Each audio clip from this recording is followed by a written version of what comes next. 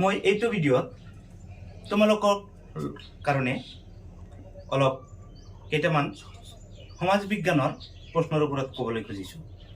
বিশেষকৈ আজিৰ পাঠটোত আজিৰ ভিডিঅ'টোত মই তোমালোকক জাষ্ট ৰাজনীতি আৰু অৰ্থনীতি বিজ্ঞানৰ যিটো খণ্ড আছে তাৰ ওপৰত মই কেইটামান কথা ক'ম।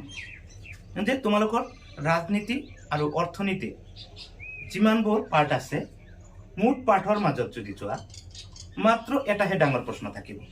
গুৰুত্বপূৰ্ণ কথা হ'ল হয়তো বহুতেই নাজানে যে সেই ডাঙৰ প্ৰশ্নটো কোনটো পাঠৰ পৰা থাকিব। তেনেহ'লে তোমালোকে যদি গোটেই পাঠৰ ডাঙৰ প্ৰশ্নবিলাক পঢ়ি যোৱা তাৰমানে তোমালোকৰ জাবা জংগলেৰে মূৰটো ভৰি থাকিব, এনেই হ'ব, কিন্তু তোমালোকৰ কোনো কামত নাহিব। সেয়ে মই তোমালোকক আজি ক'বলৈ ওলাইছোঁ ৰাজনীতি বিজ্ঞানৰ বা অৰ্থনীতি বিজ্ঞানৰ কোনটো প্ৰশ্ন পঢ়িবা, কোনটো ডাঙৰ প্ৰশ্ন পঢ়িলে তোমালোকৰ কমন হ'ব। মই এইটো তোমালোকক কনফিডেণ্টলি ক'ব খুজিছোঁ। মাত্ৰ 3টা প্ৰশ্ন মোৰ অলপ হেৰি হৈছে, যদি যোৱা মেট্ৰিক মই দিয়া চিলেকশ্যনৰ কুৱেশ্যনটো 3টা কুৱেশ্যন মই চিলেকশ্যন দিম, তাৰ মাজত যিটো যদি কোনো যোৱা পৰীক্ষাত আহিছিল সেইটো তোমালোকে বাদ দিও কৰিব পাৰা। মই আজি তোমালোকৰ ৰাজনীতি বিজ্ঞানৰ প্ৰথম পাঠ ভাৰতীয় গণতন্ত্ৰ যিটো চেপ্টাৰ আছে সেই চেপ্টাৰৰ পাঠভিত্তিক প্ৰশ্নৰ মাজতে আছে প্ৰশ্নকেইটা।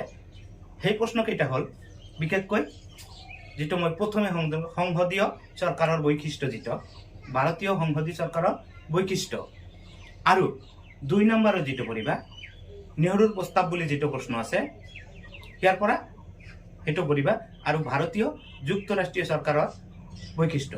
এইবিলাক তোমালোকে দীঘলীয়াকৈ পঢ়িব নালাগে, 3 পৰা 4টা পইণ্ট পঢ়িলে হৈ যাব। আৰু বাকী যিমানবোৰ খণ্ড আছে বা চেপ্টাৰ আছে, আৰু এই পাঠৰ কথা এটা কথা মনত ৰাখিবা, এই খণ্ডৰ পৰা কিন্তু মাত্ৰ এটাহে 3 মাৰ্কৰ প্ৰশ্ন থাকিব, ডাঙৰ প্ৰশ্ন নাথাকে। গতিকে এই পাঠবিলাকৰ ডাঙৰ ডাঙৰ প্ৰশ্নবোৰ পঢ়ি মূৰবোৰ নষ্ট কৰিব নালাগে আৰু মূৰবোৰ বেয়া কৰিব নালাগে। মাত্ৰ 3 মাৰ্কৰ এটা প্ৰশ্ন থাকিব, সেইটো থাকিব ভাৰতীয় গণতন্ত্ৰৰ পৰা, আৰু মই কোৱা 3টা প্ৰশ্নৰ মাজৰ পৰা 99% সম্ভাৱনা আছে আহিবই। গতিকে তোমালোকে এই বিষয় সমাজ বিজ্ঞানৰ ওপৰত তোমালোকৰ পৰৱৰ্তী ভিডিঅ' দিয়া হ'ব।